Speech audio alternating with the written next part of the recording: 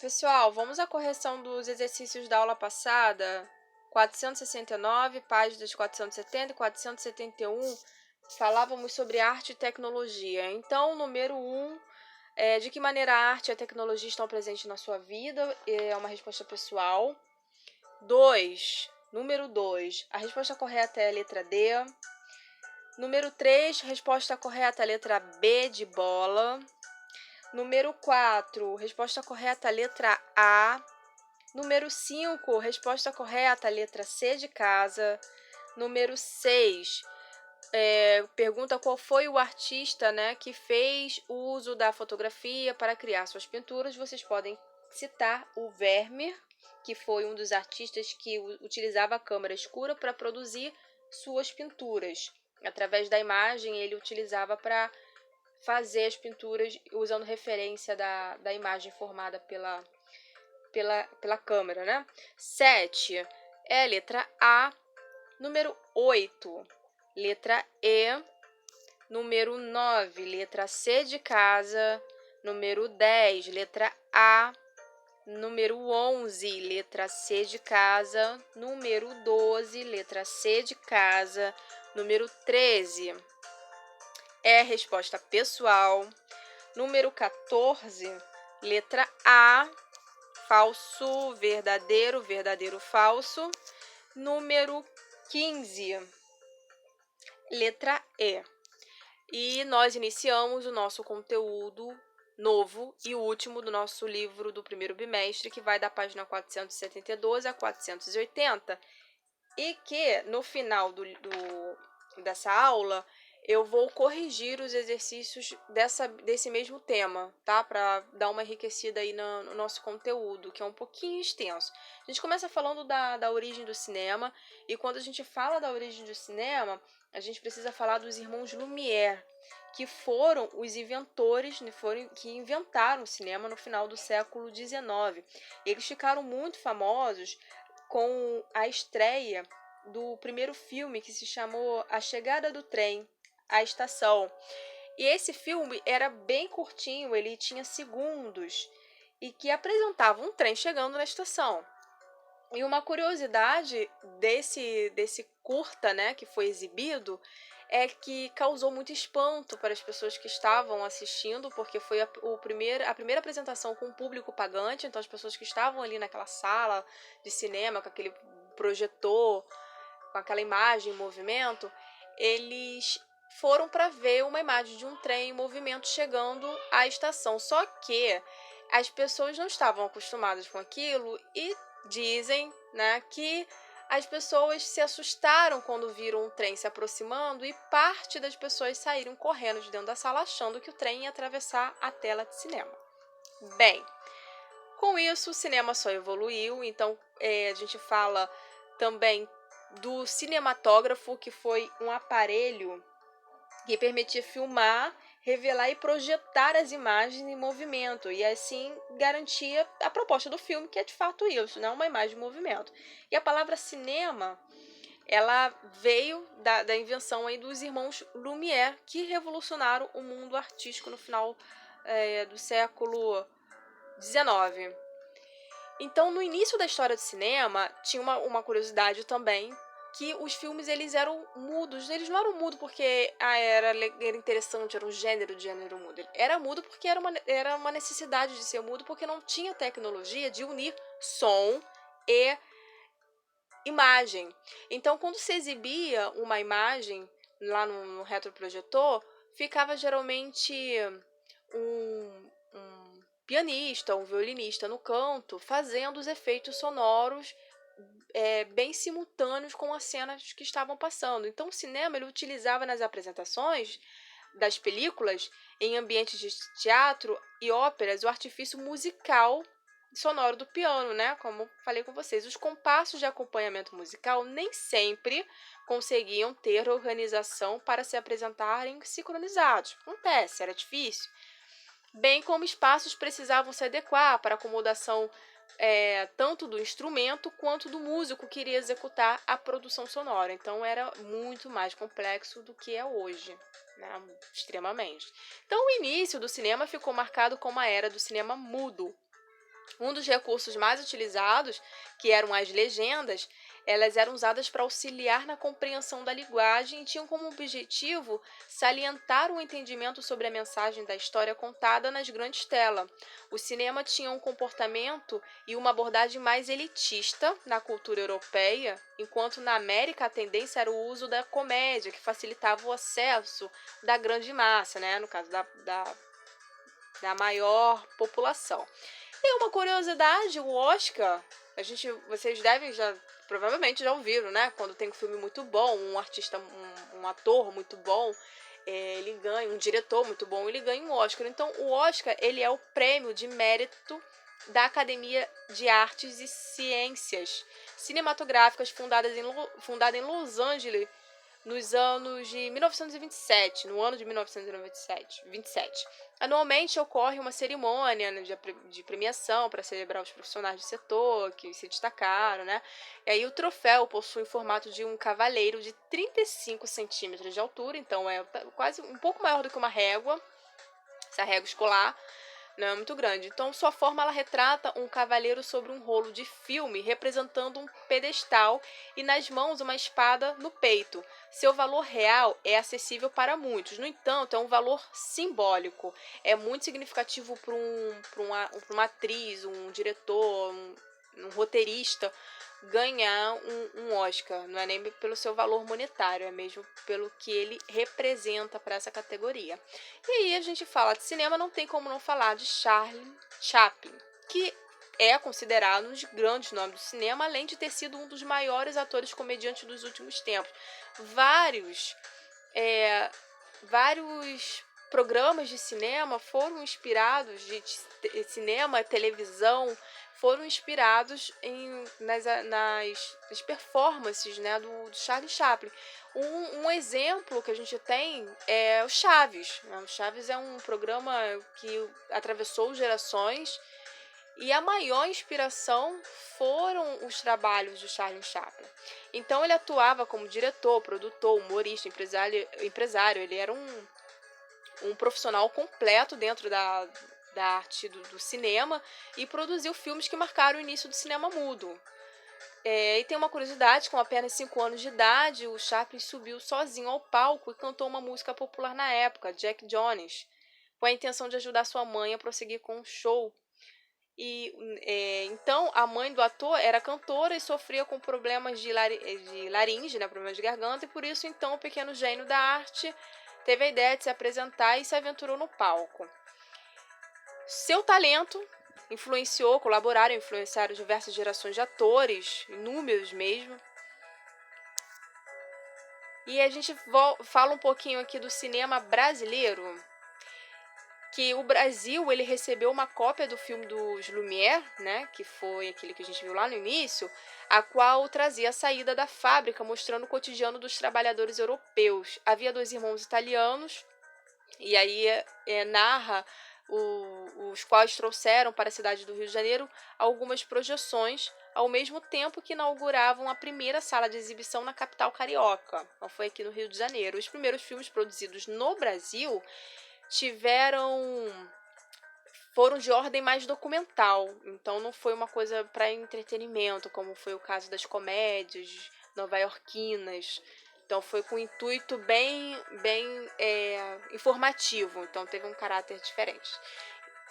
Paralelamente, foram feitos filmes policiais sobre crimes da época e comédias de costume sobre a sociedade carioca. E aí foi apenas em 1930, um bom tempo depois, que o primeiro estúdio cinematográfico no Brasil foi criado também aqui na cidade do Rio de Janeiro. Os gêneros do cinema, que está aí no livro de vocês, existem vários gêneros, mas eu selecionei justamente o que o livro aborda e que provavelmente irá cobrar aqui nas questões. Temos uma série de gêneros. Ficção, que acredito que seja um dos mais conhecidos, geralmente quando se lança um filme de ficção, ele possui vários efeitos cinematográficos, né, efeitos de efeitos especiais, enfim. Então ele trabalha muito imaginário, o que contrasta com o gênero documentário, mas vai para ficção porque mesmo que tenha uma aparência com documentários, como um exemplo, não sei se vocês já viram, mas Perdido em Marte é um filme bem interessante, que é um astronauta, né? Ele acaba ficando em Marte por um bom tempo, se eu não me engano, por um ano. E aí ele se vira lá, planta, faz uma série de descobertas. Tem uma certa realidade, porque começa com. Não é nada muito surreal, é um acidente que acontece, acaba tendo que pousar lá, enfim. Mas aí você vai vendo que vai acontecendo coisas que, né, beira aí a ficção. Documentário. Sua principal característica consiste na representação de fatos, acontecimentos e relatos sobre a realidade da vida, podendo ser total, parcial ou com uma abordagem mais subjetiva. O que significa? Significa que um documentário vai depender muito de quem está fazendo. Às vezes, a pessoa que grava, que produz o documentário, ela se inclui no documentário. Então, esse documentário acaba tendo um aspecto diferente. Às vezes, a pessoa que vai produzir não se inclui no documentário. Então, ele se torna o mais realista possível. E aí, o que acontece? Dependendo do que aquele produtor, né, quis passar com aquele documentário, ele pode colocar um pouco das suas ideias e dar uma manipulada, ou ser fielmente naquilo ali que ele está mostrando, nas suas imagens e em textos coletados de pessoas que acabam sendo entrevistadas, dependendo do tipo de documentário. E aí tem um que se chama Lixo Extraordinário, não sei se vocês já viram, mas se não viram, vale a pena ver, tem no YouTube, é muito legal, que é o artista Vicky Muniz, é um artista brasileiro que mora nos Estados Unidos há algumas décadas, mas ele veio fazer um trabalho aqui no antigo lixão do Jardim Gramacho, e fez um trabalho muito, muito lindo com alguns catadores selecionados, catadores de materiais recicláveis. E ele vendeu uma obra, a principal obra, doou o dinheiro para a Associação de Catadores. E o restante das obras algumas foram leiloadas e outras ainda estão expostas em alguns museus do mundo. Aí temos o gênero experimental, como o nome já diz, experimenta novas formas de criação, então explora inovações tecnológicas, enfim, é uma coisa que foge muito da realidade, até mais do que a ficção. E a animação, que você já sabe, né, que consiste em um trabalho feito para produzir movimento, um quadro como chamamos os fotogramas. No início, os desenhos animados eles eram produzidos manualmente, desenhados um a um. Hoje em dia, com o avanço, né, da tecnologia, não é mais assim. A gente tem a chamada arte digital, então dá para criar uma série de desenhos com a computação gráfica.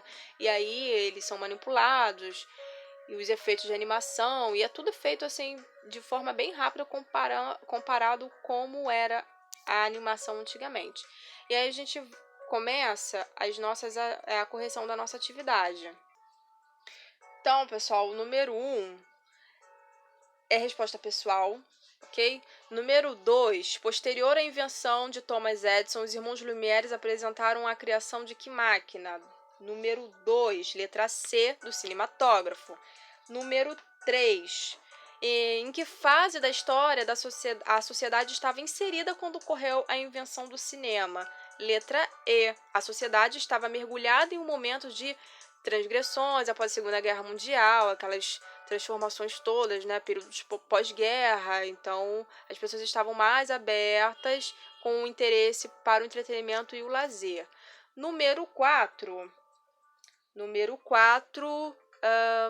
qual o instrumento comumente utilizado nesta fase? A fase onde o cinema surgiu com uma proposta diferente que estamos acostumados a ver nos dias atuais? Número 4, então, é a letra D, o piano, que acompanhava sempre as apresentações nas salas de cinema. Número 5, a primeira exibição dos irmãos Lumière consistia em, letra B, uma cena do cotidiano mostrando a saída de operários da fábrica Lumière. Número 6, no fim do século XIX, os irmãos Auguste e Louis Lumière desenvolveram o cinematógrafo. Era o início do cinema. O cinema brasileiro teve início, Letra B, a Companhia Cinematográfica Vera Cruz, que foi fundada em 1949 em São Paulo pelo produtor italiano Franco Zampari, no qual um dos atores que trabalhou em seus filmes foi Márcio Mazzapori, que ficou muito conhecido pelo seu personagem Jeca, criado por Monteiro Lobato no filme Jeca Tatu, em 1960. Número 7. A pergunta é: Vicky Muniz, um artista plástico brasileiro, radicado em Nova York, o documentário Lixo Extraordinário recebeu vários prêmios e está relacionado... Eu acabei de falar isso, né? Letra C. Seu cenário foi um aterro sanitário na periferia carioca, o Jardim Gramacho. Então, a resposta é letra C. Número 8. Georges Méliès para o cinema. Número 8. Foi um famoso ilusionista e cineasta francês, um dos principais percussores dos efeitos especiais no cinema. E um dos seus inventos para criar a ilusão foi o precursor do uso do filme colorido. Então, Georges Méliès. Número 9. O cinema falado surgiu no final de 1929. O que foi determinante para que o processo fosse implementado nos demais dos cinemas lentamente. Então, o que foi fundamental para essa expansão do cinema? Letra C. As questões econômicas dificultaram o acesso às tecnologias que permitiam o uso da sonorização do cinema. Então, 9 é a letra C de casa. Número 10 é uma questão pessoal. Pede para vocês fazerem uma pesquisa sobre os trabalhos de Charlie Chaplin. Se vocês se interessarem, vale a pena dar uma lida, ver um filmezinho rápido aí no YouTube. É bem interessante, bem dinâmico. 11. É resposta pessoal também. Descreva o que você sabe sobre a narrativa do filme, o filme Hugo. Número 12. A figura apresentada por Charlie Chaplin critica o modelo de produção no início do século XX, aquele período de grandes descobertas, revoluções industriais, enfim. Então, nos Estados Unidos, na América, que se espalhou por diversos países e setores da economia e teve como resultado, letra A, a subordinação do trabalho à máquina, levando o homem a desenvolver um trabalho repetitivo, como é o que nós temos hoje, né? Uma linha de produção. 13. Grande Otelo foi um dos... Deixa eu só dar uma olhada aqui, confirmar. 13 é a resposta pessoal também, tá, pessoal? É a resposta de vocês, é para vocês fazerem uma pesquisa. 14. Quando um filme possui um enredo muito pautado na imaginação, passando uma realidade que sabemos que é meio difícil de acontecer, qual é o gênero? Letra A. Ficção científica. Justifique sua resposta com 2 exemplos de filmes deste gênero. E aí vai do repertório aí de vocês. E na 15 é uma resposta pessoal também para vocês em relação à produção de cinema do Brasil e o mercado de trabalho. Você escolheria alguma das inúmeras profissões dentro do setor da sétima arte? Sétima arte também, o cinema, ele é conhecido como sétima arte. E aí é uma resposta pessoal, ok?